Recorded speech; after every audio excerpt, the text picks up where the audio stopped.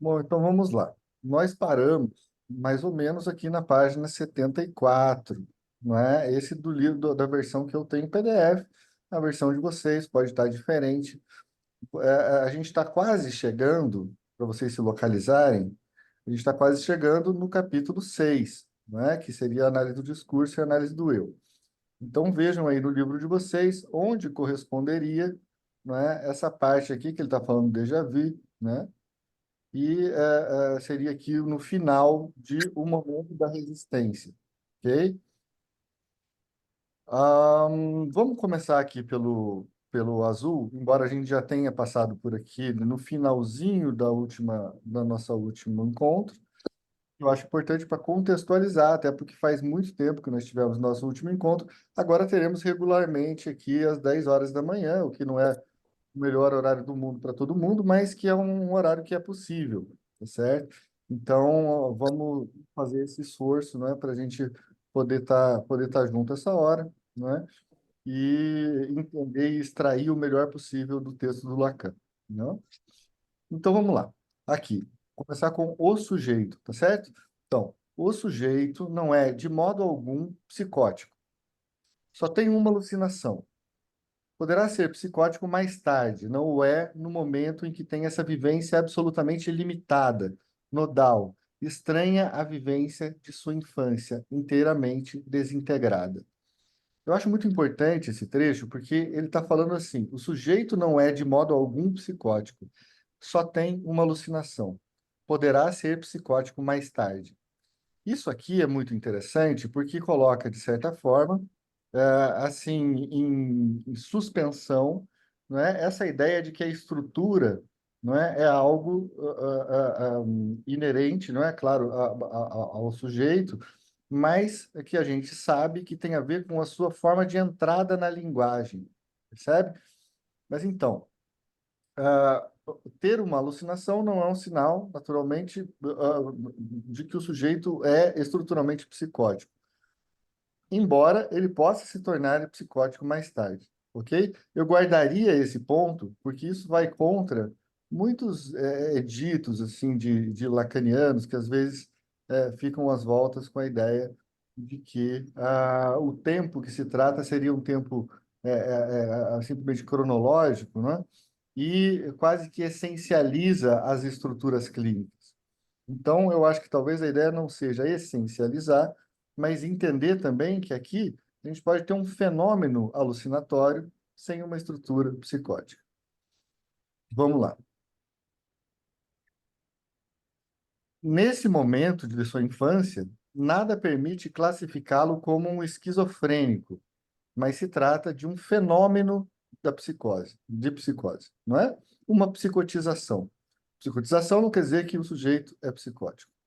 Há, pois, aí, ao nível de uma experiência inteiramente primitiva, nesse ponto de origem, em que a possibilidade do símbolo abre o sujeito para uma certa relação ao mundo, uma correlação, um balanceio que eu lhes peço que compreendam. O que não é reconhecido faz irrupção na consciência sob a forma de visto. Tá? Então, o que aparece na consciência sob a forma de visto, não é? Como um fenômeno da percepção, mas que no fundo não é uma percepção de algo exterior, é uma percepção alucinatória, não é? Essa percepção alucinatória é tomada como uma certeza, por quê? Porque ela é vista, não é? Ela não é necessariamente pensada pelo sujeito como fantasiada. Ela é pensada como algo visto. Então, ela é percebida como algo visto. Se vocês aprofundarem essa polarização particular, parecer-lhes-á muito mais, desculpe, parecer-lhes-á muito mais fácil abordar o fenômeno ambíguo que se chama o déjà vu e que se situa entre esses dois mundos de relação, o reconhecido e o visto. Como déjà vu, porque veja, no déjà vu a gente tem os dois fenômenos ocorrendo ao mesmo tempo. Você reconhece algo e ao mesmo tempo você está vendo algo. Percebe? Então, essas duas experiências ao mesmo tempo causam, então, esse fenômeno que a gente chama do déjà vu, né? Então, como o déjà vu, algo no mundo exterior é levado ao limite e surge como uma pré-significação especial. A ilusão retrospectiva reporta esse percebido dotado de uma qualidade de original ao domínio do déjà vu. Freud não nos fala de nada além quando nos diz que toda a experiência do mundo exterior se refere implicitamente a algo que já foi percebido no passado. Isso se aplica ao infinito. De certa maneira, toda espécie de percebido comporta necessariamente uma referência a um percebido anterior.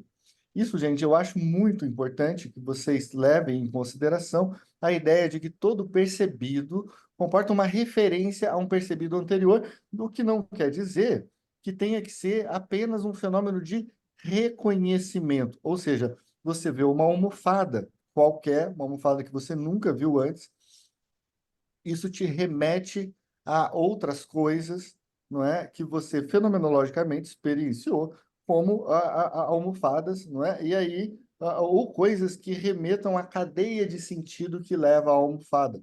Então, nada do que nós percebemos, nós podemos perceber, a não ser que ela se conecte a uma cadeia de sentido que nós já temos.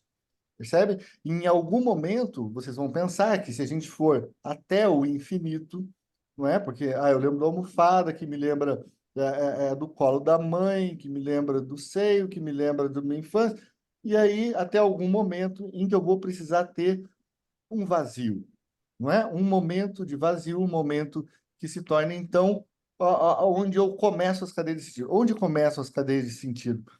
Elas não começam em lugar nenhum, elas vão ao infinito. E essa falta de começo é justamente uma falta muito importante. Até aqui tudo bem, gente? Como é que fica essa ideia para vocês? Não é uma ideia tão simples. Gostaria que vocês ficassem livres para comentar. O que que vocês acham?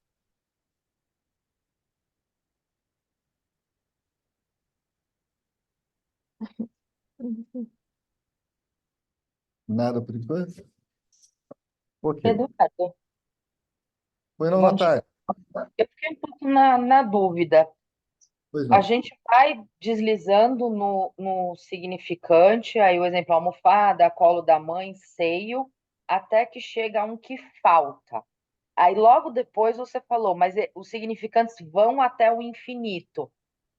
Se eles vão até o infinito, me dá a sensação de que nunca vai terminar. Mas você disse que em algum momento ele falta, e aí eu buguei. Exato. É que o infinito, Natália, a gente não pode pensar como uma materialidade, percebe? O infinito é só um conceito. A ideia que eu estou passando assim é o seguinte: você tem um momento que o significante anterior ele precisa ser suposto, ele não pode ser lembrado, percebe? Porque imagine que mesmo nas nossas cadeias associativas, a memória em algum momento ela falta, ou seja, falha. Mas que aquilo ali não vai se ligar a lugar nenhum, porque aquele sujeito ele comporta algo da passagem da linguagem do mundo por ele. O que não significa que ele consiga dominar a linguagem do mundo, ele simplesmente vai saber que aquilo vem de algum lugar. Esse lugar que não pode ser tocado, porque o infinito é um conceito que justamente não pode ser tocado, entende? Você não pode chegar ao fim do infinito, porque isso seria paradoxal, seria contraditório, entende? Então, como não tem o fim do infinito, você se defronta com esse buraco que é justamente a falta de possibilidade de tocar o início das cadeias associativas. Entende? Agora, se a gente for pensar de uma maneira mais fenomenológica, a gente poderia entender o seguinte: bom, a gente tem no máximo assim o tempo da nossa existência. O tempo da nossa existência, então, vem da nossa concepção e até o nosso desenvolvimento fetal e até o nosso desenvolvimento enquanto crianças. As nossas cadeias de sentido, elas vão, de certa forma, a gente poderia pensar que até ali, porque é onde eu tenho a experiência que vai me gerar a percepção, e essa percepção que leva a outra percepção, entende? Então, o que eu quero dizer é o seguinte: é como se, quando você olha para alguma coisa, essa coisa, para ser uma coisa, ela precisa remeter a outras. quando você olha para algo que não remete a nada, ela não chega a ser uma coisa, ela não chega a ser algo perceptível. Entende? Essa ideia é fundamental. A gente não consegue perceber a não ser aquilo que se encadeie em nossas cadeias de sentido pré-existentes. Fica claro? Ou seja, por isso que o sujeito vai ser um significante em relação ao outro significante. Entende? Porque se não tiver uma relação ao outro significante, a gente não pode ter nenhum tipo de criação de sentido. E se não tem criação de sentido, a gente não percebe enquanto alguma coisa. Percebe? É uma ideia assim um pouco abstrata, mas eu acho que dá para a gente ir costurando, tá bem? Não sei se ajudou na tua dúvida, Natália. Então tá legal. É um pouco difícil mesmo, mas vamos indo. Então, é por isso que somos levados aí ao nível do imaginário enquanto tal, ao nível da imagem modelo da forma original. Não se trata do reconhecido, simbolizado e verbalizado. Encontramos antes os problemas evocados pela teoria platônica, não da rememoração, mas da reminiscência. E aqui, gente, eu quero fazer um parênteses para explicar uma coisa para vocês que muitas vezes falta na teoria psicanalítica, que é algo que vem da semiótica. Mas veja, o nome não deve assustá-los. A semiótica ela traz coisas interessantes. Vejam só, a gente tem signos. Como é que são os signos? Eles são formados por um significante, não é? Esse S grande que o Lacan coloca, barra um significado, que seria um S pequeno, e esse significante e esse significado deslizam. No momento que você tem uma conexão de um significante com um significado, você tem uma tríade que a gente vai chamar de signo. O signo vai ter, então, esse significante que é a imagem, enfim, acústica, né? Ou seja, eu falo maçã, esse maçã traz para vocês o que é um conceito, que é o significado da fruta maçã. Mas poderia ser também um outro significado, que seria a maçã do rosto. Vejam, aí a gente está trabalhando com um signo específico que a gente vai chamar posteriormente de símbolo. O que que é sempre um signo? O signo é uma coisa que representa uma outra coisa, não é? Então, ela não é a coisa em si. Ela não é a coisa em si. Ela é uma coisa que representa outra coisa. Por exemplo, o significante maçã fica no lugar das maçãs de verdade que vocês já perceberam na vida de vocês. Percebe? Então, quando eu falo maçã, eu não estou mostrando uma maçã para vocês, eu estou colocando um signo, na verdade é um signo linguístico, então é um símbolo que fica no lugar de uma fruta ou de uma parte do rosto, tá? E aí, o que a gente tem, então, é a ideia de, enfim, um conceito junto com um significante. O significante seria o massa, essa acústica que os remete a um conceito, e esse conceito pode ser diferente para cada um de vocês, porque um pode estar pensando em maçã do rosto, outro pensando em maçã fruta. Ponto. Mas o Lacan está falando uma coisa que ele está tirando também da semiótica, e a gente tem que imaginar o seguinte: quais são outros tipos de signo? Por exemplo, eu posso apresentar uma pintura de uma maçã. A pintura de uma maçã é diferente do símbolo da maçã, que é, por exemplo, eu falar maçã. Quando eu falo maçã, isso, bom, em inglês vai ser apple, não é isso? Não é? Então, em francês, sei lá, é pomme. A ideia é, a gente tem uma série de possibilidades convencionais. Porque por que que maçã chama maçã? Não é? Aquelas perguntinhas que crianças fazem. Por que que maçã é maçã? Chama maçã? Bom, porque é uma convenção. É uma convenção que vai até um momento em que alguém criou essa palavra e os outros convencionaram que isso ia se chamar maçã, não é?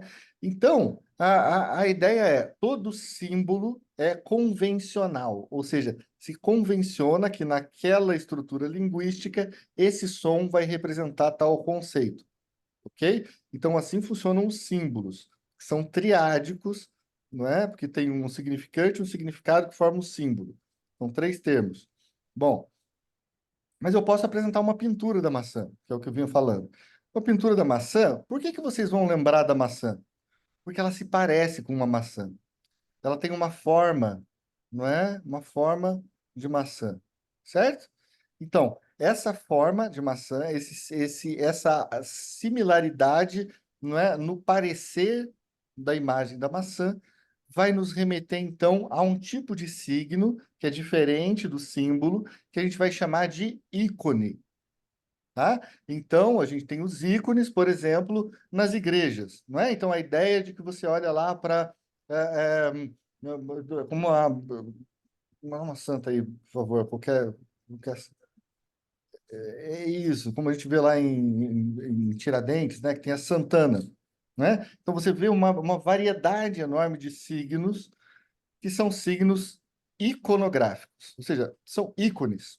Você tem ícones. E aí você tem assim, uma briga assim, milenar, não é? Sobre a possibilidade, e aí que a gente está remetendo a Platão, da mesma forma que o Lacan aqui, que é essa ideia de que quando você, então, representa uma coisa por similaridade, a gente tem os ícones, e esses ícones tem uma grande história de briga a respeito dos ícones para saber se os ícones seriam cópias degeneradas da coisa, né? Então a gente tem a maçã de verdade e a gente tem uma cópia, e aí a gente tem uma cópia mais degenerada da coisa que a gente vai chamar de ícones. Acontece que no nosso imaginário muito funciona através da circulação dos significantes, porque veja, essa maçã pintada é também um significante, que a gente remete a um conceito, que é o conceito de maçã, mas por similaridade e não por uma convenção, ok? E agora, por último, a gente tem um terceiro tipo de signo, que é o índice. O que que é um índice? Um índice é um signo meio manco. Por quê? Ele precisa da presença, não é? Da imagem da presença do objeto real para que a gente vá lembrar dele. Então, por exemplo, tem um fio de cabelo no meu paletó, não é? Um fio de cabelo no meu paletó e o perfume da mulher amada, aquilo ali é o quê? É um índice que nos remete à mulher amada, porque a gente sabe que se tem o fio de cabelo, a mulher amada esteve ali, mas esteve ali materialmente. Então, o conceito da mulher amada nos aparece por contiguidade, tá? A gente pode pensar que nesse tipo de signo, por exemplo, você vê uma pegada de leão. A pegada de leão, bom, passou um leão por aqui, né? Ou você vê que, poxa, perto da sua cama tem um cocô de cachorro. Você fala, pô, meu cachorro passou por aqui. Isso é um índice. E muito da nossa mente funciona com formas indiciárias, percebe? E talvez o índice seja uma das formas mais importantes de circulação sígnica, né, no nosso psiquismo, porque muito não há, de fato, palavras para descrever, mas há índices que levam a locais diferentes. Isso aí é o quê? É a semiótica do Peirce, não é? O Peirce, então, ele inventa a semiótica, não é? E traz algo que vai um pouco diferente daquilo que o Lacan justamente toma, não é? Como base das suas construções, que é o Saussure, não é? O Saussure, então, no seu curso de Linguística Geral, ele vai falar sobre o significante, significado, não é? E o símbolo. Ou seja, ele trata de uma semiologia. A semiologia, ela deixa de lado os ícones, ela deixa de lado os índices e ela toma um tipo de signo como aquilo que ela vai estudar, que é o quê? O símbolo linguístico. Tá bem?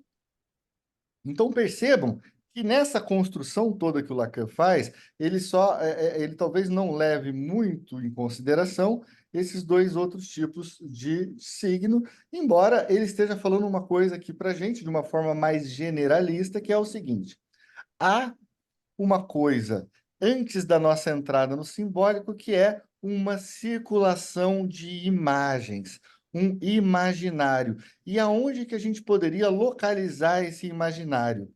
Bom, o imaginário seria, então, aquilo que circula nas duas outras classes de signo que ele não trabalha muito. Ou seja, o imaginário seriam as circulações que se dão tanto por semelhança quanto por contiguidade, e formaria isso que na nossa mente funciona como o imaginário, aquilo que ele está chamando de imaginário. Então, eu espero que com isso tenha aberto algumas possibilidades para vocês pensarem o imaginário. Ou seja, a imagem da maçã, que lembra da maçã, que lembra do gosto da maçã, que lembra... Ou seja, mas você não precisa do nome maçã. Quando você entra na linguagem, você precisa nomear o nome maçã, ok? E aí, bom, você vai entrar na linguagem de uma forma ou de outra, construindo esse tipo específico de signo, que é o signo linguístico, ok? Foi bem? Ficou difícil? Também ficou difícil? Mas foi bem? Foi mal? Vamos lá, tirem dúvidas, porque isso é muito, muito, muito, muito importante. E às vezes o pessoal não entende isso, e aí essa é a base do edifício, não é? Se a gente não faz uma fundação bem feita, fica complicado realmente de entender. Por isso que às vezes o Lacan parece difícil. Que a gente não pega coisas assim que são pressupostos, né? Que talvez os alunos dele que estivessem vendo essa aula, ele já tivesse explicado essas coisas. Então, né, a gente vai lendo e falando, porra, mas parece difícil. Mas vamos lá. Eu vou reler essa partezinha para criar agora, vamos ver se parece diferente. Freud não nos fala nada além quando nos diz que toda experiência do mundo exterior se refere implicitamente a algo que já foi percebido no passado, não é?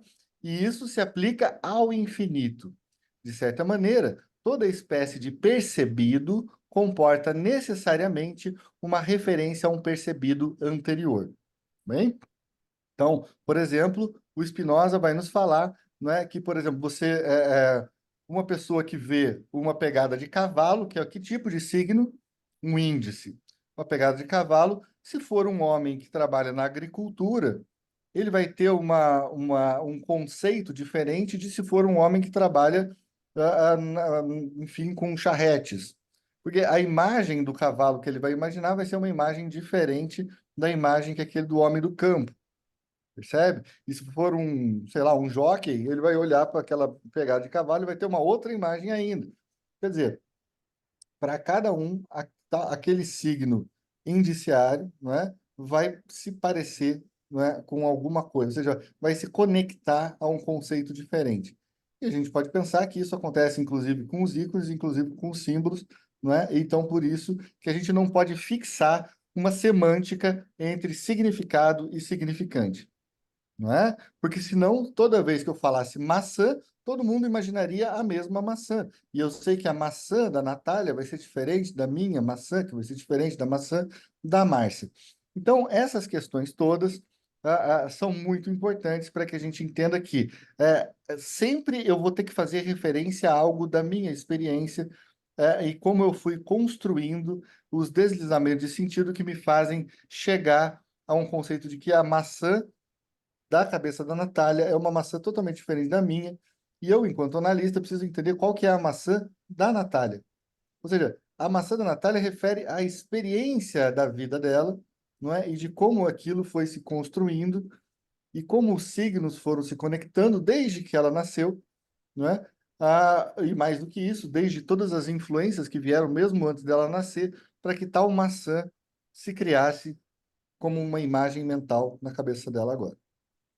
Se eu perguntasse para cada um de vocês separadamente para que me descrevesse uma maçã detalhadamente, certamente cada um ia me dar uma descrição diferente. Percebe? Eduardo, quando fala a maçã da Natália é diferente da maçã do Eduardo, Tá? e logo o conceito de maçã de Natália é diferente do conceito do Eduardo, me dá a sensação de que talvez não fosse a imagem da maçã da Natália diferente da imagem do Eduardo. Por que que a gente está chamando isso de conceito? Porque o conceito não vai ser uma fruta que está numa árvore do tipo tal, que nasce no período tal. Uhum. É porque em linguística, Natália, a gente chama essas coisas que ficam do lado do significado de conceitos, entende? É só por uma outra convenção também, sabe? Mas se você quiser, podemos falar então de imagens, não há problema. Mas é que quando a gente está no imaginário, a gente está no mundo dos significados. Entende? Como se aquilo que eu tivesse como significado fosse a mesma coisa que para você. E é claro que, vamos pensar, a tua imagem de maçã é essa, a minha imagem de maçã é essa. Muito vai se corresponder, porque como é uma questão convencional, quando eu imagino maçã, a gente pensa de fato na mesma fruta. A questão é que a maneira como eu penso nessa fruta é diferente da que você pensa, até porque talvez você goste mais de maçã, eu menos e tal. Então, tudo isso faz uma diferença. Você pode pensar numa maçã mais suculenta, pode pensar numa menos. Ou seja, a ideia, o conceito, então, ele varia. Mas se você quiser, então, chamar isso de imagem, eu acho que é possível, porque isso está no lado justamente do significado. A questão é que, quando você está do lado do significado e um significado junto com outro significado, a gente vai então ter uma circulação imaginária. Enquanto que você, quando imagina de outra forma, bom, a gente vai chegar lá nessa circulação das cadeias de significante, tá? E aí isso a gente passa para um outro campo. Mas, de qualquer forma, são circulações, não é? Que são circulações semióticas, não é? Que podem ser, se elas forem estruturadas enquanto linguagem, vão ser circulações do simbólico. E se elas não forem estruturadas enquanto linguagem, elas vão ser circulações semióticas que a gente vai chamar de circulações imaginárias. Tá bem assim? Ótimo. Então vamos lá. É por isso que somos levados aí ao nível do imaginário, né? Justamente, enquanto tal, ao nível da imagem modelo da forma original, né? Da imagem modelo da forma original. Não se trata do reconhecido, simbolizado e verbalizado. Percebe? É justamente o que eu disse agora. Reencontramos antes os problemas evocados pela teoria platônica, não da rememoração, mas da reminiscência. Hum? Veja, é diferente reminiscência e rememoração. A gente vai ver mais para frente. Anunciei-lhes um outro exemplo que toma dos defensores da maneira dita moderna de analisar. Vocês vão ver que seus princípios já estão expostos em 1925 nesse texto de Freud. Faz-se muito alarde em torno do fato de que analisamos inicialmente a superfície, como se diz. Seria o fino para permitir ao sujeito progredir escapando a essa espécie de acaso que representaria a esterilização intelectualizada do conteúdo reevocado pela análise. Porque o que a gente faz em análise não é isso? Reevocar nossas cadeias de sentido, não é? Trazer em formas de significantes que podem ser linguísticos, e vejam só, podem ser linguísticos, mas podem ser silêncios, podem ser ações, não é? Podem ser gestos. Então, esses significantes não necessariamente são significantes linguísticos. Muita crítica que se faz ao lacanismo é entender que ele dá demais precedência, assim, talvez de uma forma exagerada, aos significantes linguísticos, né? Porque aquilo que não é palavra talvez não conte tanto para o Lacan quanto conta para outras psicanálises. Mas é claro que o Lacan também vai levar isso em consideração, não é? Porque é difícil escapar de que, por exemplo, uma pessoa que tem um acting out, não é? Que não tenha nada de linguístico, mas seja, por exemplo, jogar uma pedra na vidraça do analista, não é? Vá ter, sim, alguma questão analítica, tá bem? Eu faço muito alarde em torno do fato de que analisamos inicialmente a superfície, como se diz. Seria o fino para permitir ao sujeito progredir, escapando a essa espécie de acaso que representaria a esterilização intelectualizada do conteúdo reevocado pela análise. Pois bem, Cris, num dos seus artigos, expõe o caso de um sujeito que ele analisa e que, aliás, já for analisado uma vez. Esse sujeito tem graves entraves no seu trabalho. Trabalho intelectual, pelo que parece, pelo que se entrevê, muito próximo das preocupações que podem ser as nossas. Esse sujeito experimenta todo tipo de dificuldade em produzir, como se diz, em produzir, né? Com efeito, a sua vida está como que entravada pelo sentimento que tem de ser, digamos, para abreviar, um plagiário. E aí é que ele entra um caso muito típico aqui do Lacan. Troca incessantemente ideias com alguém que lhe é muito próximo. Um scholar brilhante, né? Ou scholar, não é? Acho que é scholar. Como é que vocês pronunciam isso? Eu não sei. É, brilhante, mas se sente sempre tentado a tomar as ideias que lhe fornece o seu interlocutor. E isso é, para ele, um entrave perpétuo a tudo que quer dizer publicar. Não obstante, chega a pôr de pé um certo texto, mas um dia chega declarando de maneira quase triunfal que em toda a sua tese já se encontra na biblioteca num artigo publicado. Ei-lo pôs, dessa vez, plagiário, apesar de si mesmo. Em que vai consistir a pretensa interpretação pela superfície que nos propõe Cris? Provavelmente nisto. Cris se interessa efetivamente pelo que se passou e pelo que há no artigo, né? Ele quer fazer uma análise para saber se de fato o cara é um plagiário ou não é um plagiário. O cara está reivindicando que ele é um plagiário. Então, examinando mais de perto, percebe que absolutamente não há aí o essencial das teses introduzidas pelo sujeito. Ou seja, não é plagiário. Algumas coisas estão esboçadas que colocam a mesma questão, mas nada das perspectivas novas introduzidas pelo seu paciente, cuja tese é, portanto, plenamente original. A despeito do seu sentimento de que ele tinha plagiado tudo, é preciso partir daí, diz Cris. É o que ele chama, não sei por quê, uma tomada das coisas pela superfície. Ora, diz Cris, se o sujeito insiste em lhe manifestar que toda a sua conduta está entravada, é que o seu pai nunca chegou a publicar nada. E isso porque era esmagado por um avô, em todos os sentidos da palavra, que era uma personagem produtiva e muito fecunda. Tem necessidade de encontrar no seu pai um avô, pai do pai, um pai maior, digamos, um grande pai, não é? Ou em francês, um grand-père, não é?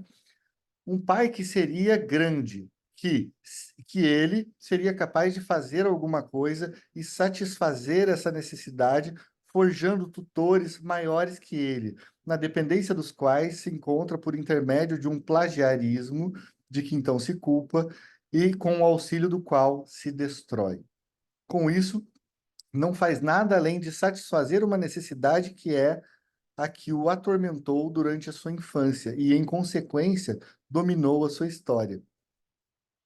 Veja só, é bonita essa ideia dele aqui, que, bom, ele está falando daquele caráter que o Freud descreve como aqueles que fracassam quando triunfam. Ou seja, ele vai lá, escreve uma tese, mas ele não se permite colher o sucesso dessa tese ou comemorar a sua tese, porque, no final das contas, o que ele está fazendo ali é dizendo: eu sou um plagiário. A ideia de que ele é um plagiário remete a esse psicanalista, né, ao Chris, justamente a ideia de que, bom, ele não consegue lidar com a ideia de que ele seja grande porque ele estaria ali tomando um lugar que era um lugar do pai. Um pai que precisaria ser grande. O pai que precisaria ser grande é uma ideia muito típica da nossa infância, né? Porque senão a gente está desamparado. Bom, esse pai, então, faz com que esse pai que surge, não é, na vida sintomática desse paciente, faz com que ele não aceite a originalidade do seu trabalho. Ele diz: bom, eu sou um plagiário. No fundo, eu roubei o lugar do pai. Mas ele não pensa nesses termos. Isso é um produto da análise do Chris. Bom, o que o Lacan vai dizer? Incontestavelmente, a interpretação é válida, tá? Ele não está dizendo que o Cristo está errado nesse sentido. É importante ver através de que o sujeito reage a ela. O que Cris considera o que Cris considera como a confirmação do alcance do que ele introduz e que leva bem longe, ver-se-á em seguida toda a história do sujeito se desenvolver. Ver-se-á que a simbolização, para falar propriamente peniana dessa necessidade do Pai real, criador, poderoso, passou através de todo tipo de jogos na infância. Ou seja, o sujeito se vê castrado, portanto, a tese dele não poderia ter sido uma tese original. Uma tese original, ele precisaria ter sido, então, alguém que tivesse o falo, não é? E aí não, mas ele, aliás, aqui ele está falando de falar propriamente peniana, dessa necessidade do pai real, criador, poderoso, não é? Então, como ele ainda se vê castrado, não é? Esse paciente, de uma forma muito angustiante de lidar com a castração, ele então sintomaticamente transforma seu trabalho original num trabalho que ele vê como plagiado, mas que na verdade não é, tá? Então, agora o problema é, na verdade, esse na verdade que eu estou dizendo aqui, ele muito pouco importa. E é nesse sentido que a gente vai para a ideia de realidade psíquica e a gente entende que daí na realidade psíquica o que vai comandar são as conexões entre os significantes. Vamos lá. Então, esse pai criador poderoso passou através de todo tipo de jogos na infância. Jogo de pesca, né? O pai pescará um peixe maior ou menor, né? Então, o pai é grande, então eu pesco um peixinho, ele pesca um peixão, né? Mas a reação imediata do sujeito é essa. Fique em silêncio, veja só, porque o analista foi na biblioteca pesquisar para saber se o seu analisando estava falando a verdade ou não. Então ele foi ver se o trabalho estava plagiado ou não, não é? E fala para o cara, olha, não tem plágio nenhum no teu trabalho. Eu fui ver. E aí o que acontece? Há um deslizamento de cadeia significante, e olha que bonito muito essa ideia, né? Interessante. Mas a reação imediata do sujeito é essa. Fica em silêncio e é na sessão seguinte que diz: outro dia, saindo, fui a tal rua. Isso se passa em Nova York. Trata-se da rua onde há restaurantes estrangeiros e onde comem coisas um pouco picantes. E procurei um lugar onde pudesse encontrar a refeição de que gosto particularmente: miolos frescos. Hã? Então, aquele que tinha ali seu sintoma manifestado enquanto, eu preciso roubar as ideias do outro, ao ser interpretado, dizendo, não, mas veja bem, isso aí é porque você está se sentindo castrado e então você não está conseguindo ser, não é, o poderoso pai e produzir algo seu.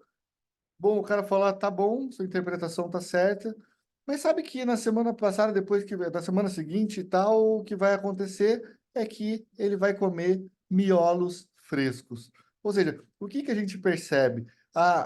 Ele passa então a um acting out, não é? Esse acting out que é o comer miolos frescos no lugar de se ver como plagiário. Eu não sou um plagiário, mas eu levo o meu sintoma para isso. Então vamos lá. Vocês. Peraí, quer fazer uma pergunta, Márcia? Essa, A Márcia está fazendo uma pergunta aqui. Vamos chegar perto aqui do. O que que você quer saber? eu quero saber se isso tem a ver com aquela fase de ambivalência. Quer saber se isso tem a ver com aquela fase de ambivalência? Pai, né, dessa fase da pegação, pai mal, pai bom, Tem- coisa. Tá. Ela quer saber se tem a ver com a fase da ambivalência, dessa coisa da passagem de um pai bom, um pai mau, não é? Para um pai integrado de forma ambivalente. Tem a ver, não é? Porque o que a gente está tratando aqui é justamente dessa ideia de que esse Pai todo-poderoso, não é? Ele é tomado não como um objeto assim total, não é? Mas como um pai mau, não é? Esse pai é um pai persecutório, é aquele pai que vem atrás dele caso ele tome o seu lugar, não é? A gente pode pensar isso na historinha do pequeno Hans, né? O pequeno Hans ele faz o deslocamento da ideia do pai mau para o cavalo, não é? No caso aqui desse paciente, do Cris, a gente faz o deslocamento desse pai mau, esse pai persecutório, não é? Para esse que justamente que vai persegui-lo, né, e tal, caso ele então obtenha um sucesso e se torne maior do que ele mesmo. Ou seja, ele simbolicamente pratique uma relação incestuosa. Qual que seria a relação incestuosa? Tomar o lugar do pai, não é? Em relação a uma mãe que poderia ser a mãe tese, por exemplo. Entende? Então, de fato, há uma projeção desse pai mal aí. né? Muito bem. A Márcia, desculpe, ela não está. Vocês não estão ouvindo a pergunta dela, a não ser através da minha tradução aqui, porque ela está aqui na minha frente falando baixo, não é? Mas deu certo. É isso. Foi importante. Então, esse cara que come miolos frescos. Veja, gente, essa história do que o Lacan contando, isso é muito, assim, é muito comum em todo o círculo lacaniano, sabe? Porque é muito interessante a gente pensar que não adianta nada a gente chegar apenas pela ideia do cognitivo, não é? Aquela coisa de você percebe que isso é porque você tem a questão do pai. Mas veja, isso não adianta, a pessoa pode até entender, mas o sintoma vai deslocar. Então, deslocou do plágio para comer miolos frescos, o que é simbolicamente a mesma coisa. Percebe? Fica bem, Natália? Então vamos lá. Deixa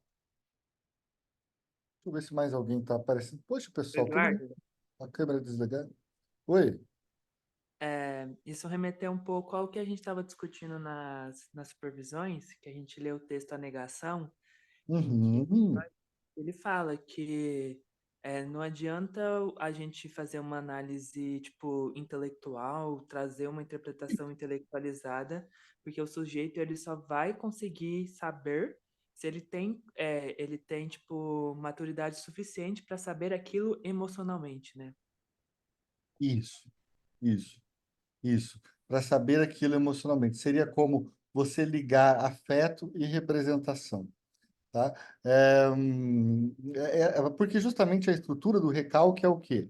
Quando algo é recalcado, você tem, então, a representação que vai para um lado e o afeto que vai ficar circulante de uma forma angustiante. Isso é a primeira teoria do afeto do Freud, tá? Então, essa cisão de afeto e representação é o que acontece no recalque, e aí o afeto vai ficar circulante até que ele consiga se conectar a outro significante, enfim, a outra representação. Mas isso aí é Freud, tá? Não é Lacan. Então, a questão toda é que no momento em que, então, você faz uma interpretação, mas é aquele conteúdo representativo, ou seja, simbólico, porque é um signo que fica no lugar da coisa real, não é? Através de um conceito que media essa relação entre o que é falado, aí tem um conceito e tem a coisa real que a gente sequer toca, que a gente só consegue perceber aquilo que se conecta aos nossos significantes, ok?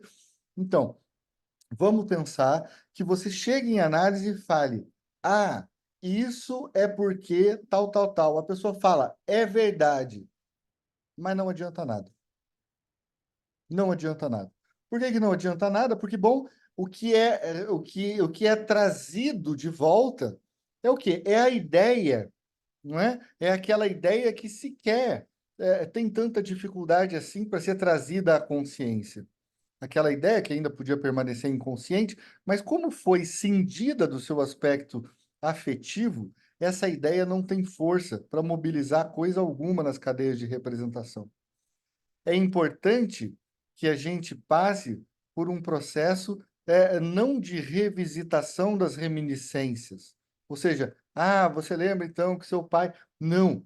O que a gente precisa passar é uma certa forma. E aí, gente, é por isso que eu gosto. Infelizmente, eu preciso recorrer aos autores que eu tenho assim mais fluidez, né? Mas, por exemplo, a ideia que eu gosto muito é a ideia do Winnicott de que apenas experienciando pela análise, não é, essas ideias, não é, que vêm acompanhadas de seus respectivos afetos, é que a gente consegue então produzir de fato mudanças na estrutura da fantasia. Para que a gente consiga superar os sintomas, a gente precisa mudar a estrutura da fantasia, de certa forma. Mudar a isso que o Lacan está chamando do simbólico. E a gente só muda o simbólico quando a gente consegue encontrar nesses significantes a sua carga afetiva. Por isso que há falas mortas em análise. Há falas que as pessoas conseguem falar de coisas que parecem assim, mais traumáticas do mundo para nós, mas que elas falam como se ela estivesse contando o episódio passado da novela sem nenhuma emoção. Entende? Tá falando, então, daí meu pai saiu de casa quando eu tinha 9 anos, nunca mais voltou, e aí, enfim, aconteceu isso, mas está tudo bem. Falou, opa, aí parece que então tá algo do nível da representação está surgindo, mas do nível do afeto não. Percebe? Então, o que a gente precisa buscar é algo da experiência, ou seja, aquilo que é trazido mesmo em forma de atuação que esteja acontecendo em análise, ou seja, o paciente começa a faltar a sessão ou começa a dizer, eu não venho mais.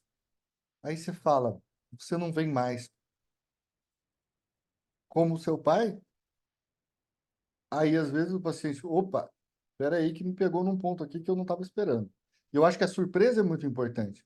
Opa, como meu pai? Ou seja, você está levando ele para uma cadeia de sentido sem que ele tenha tempo de armar barreiras para que afeto e representação permaneçam desconectados. E aí, de repente, isso pode promover, não é, uma descarga afetiva que possa chegar às representações desse pai saindo de casa. Por isso que em muitos momentos de insight na análise são acompanhados assim de emoções muito fortes, não é? E que de repente a pessoa ela tem assim uma clareza e fala: puta merda, é mesmo, meu pai me deixou, isso foi devastador. Eu tinha 9 anos, eu era uma criancinha e isso foi devastador.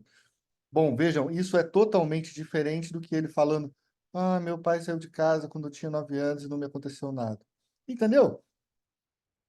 Assim, eu acho isso assim de uma importância, gente, fundamental, tá? Eduardo, Oi. o inverso também é verdadeiro? Vir o afeto sem vir a representação junto também não vale de nada? É exatamente. Porque veja só, só que você pode daí dar uma representação. Por exemplo, a pessoa chega no escritório e começa a falar: você me abandonou. Ontem eu cheguei aqui e você não estava. Entende? Aí você fala: bom, você estava com raiva comigo porque talvez eu tenha feito algo da ordem do que seu pai fez. Percebe? Ah, opa, alguma coisa pode mobilizar, tá? Então, o que que ele estava fazendo ali? Ele estava demonstrando um afeto de raiva, com uma representação assim um pouco que não fazia sentido, porque ontem não tinha sessão. Ele chegou para a sessão no dia anterior, mas não tinha sessão. E ele ficou te esperando uma hora. Daí, quando você chega, ele está com raiva.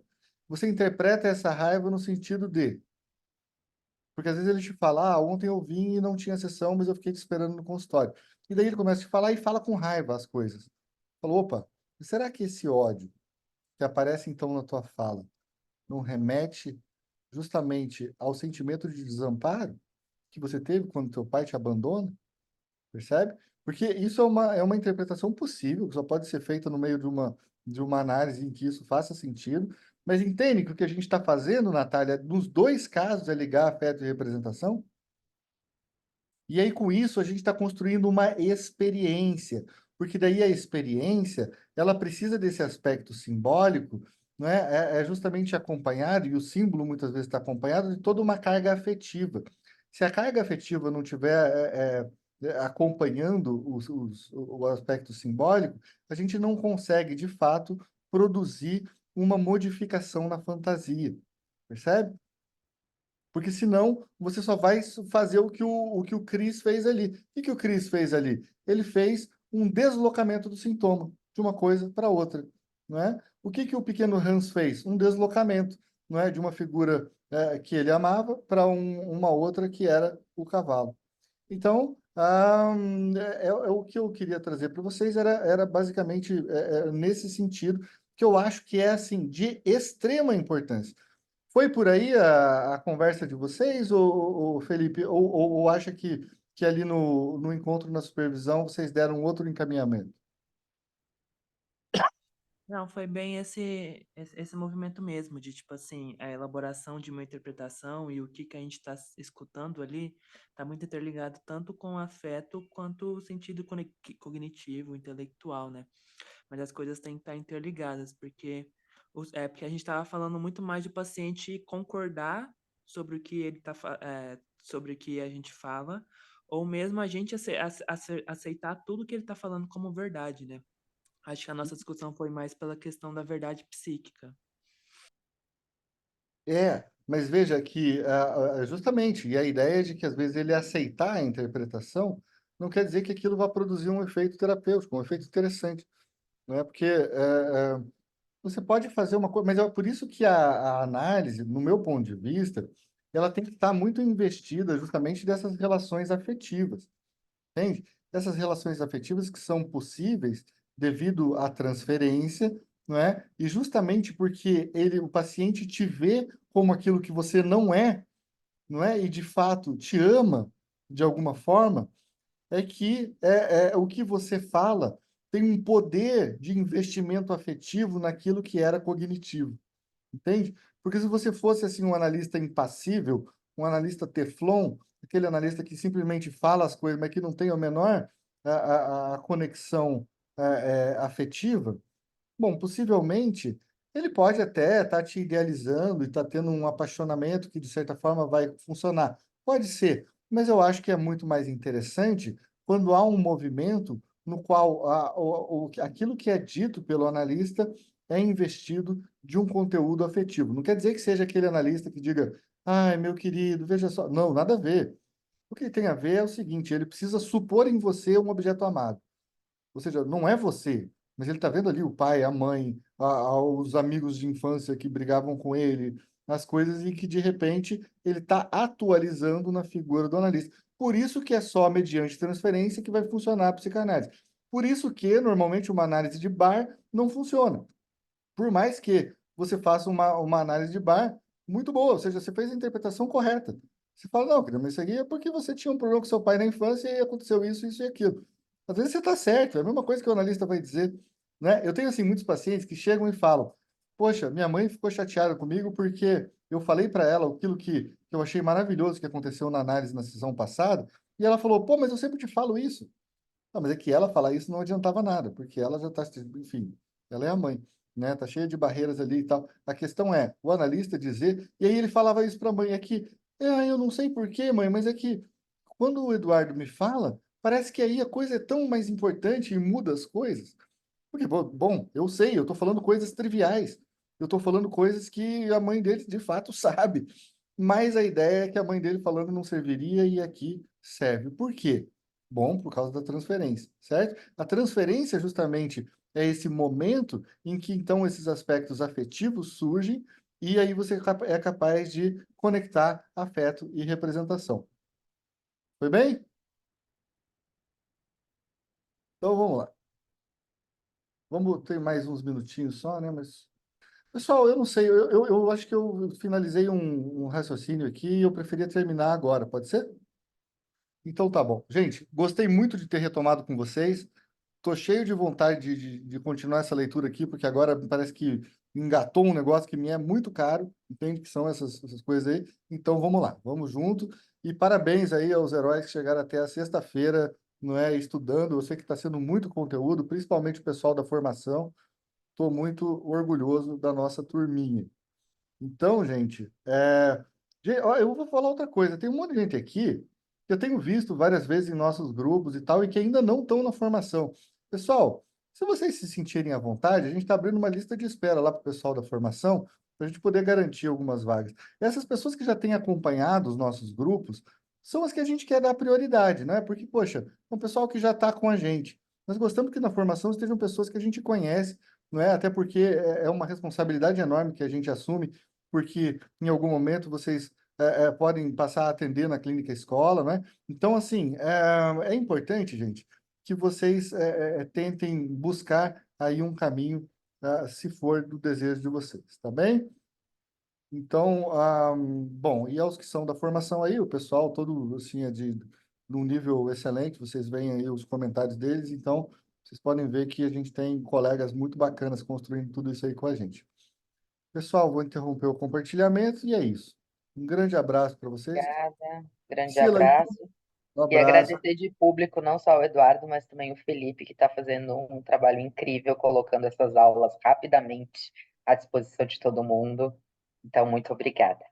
Não, o Felipe é fera. Sem falar das aulas que ele tem dado ali, né, no curso de Klein, não é? O pessoal está sempre aí muito participativo. Eu quero esperar da Natália qual vai ser o conteúdo que ela vai trazer para a gente ali, que eu já não vejo a hora, né? Pode ser talvez aí algo ligado à experiência no direito. Vamos ver o que sai aí. Mas a gente tem tempo, né, Natália? A gente tem alguns anos pela frente ainda, eu sei que algo vai surgir, tá bom? Grande abraço para vocês, obrigado, viu, querido? Até logo.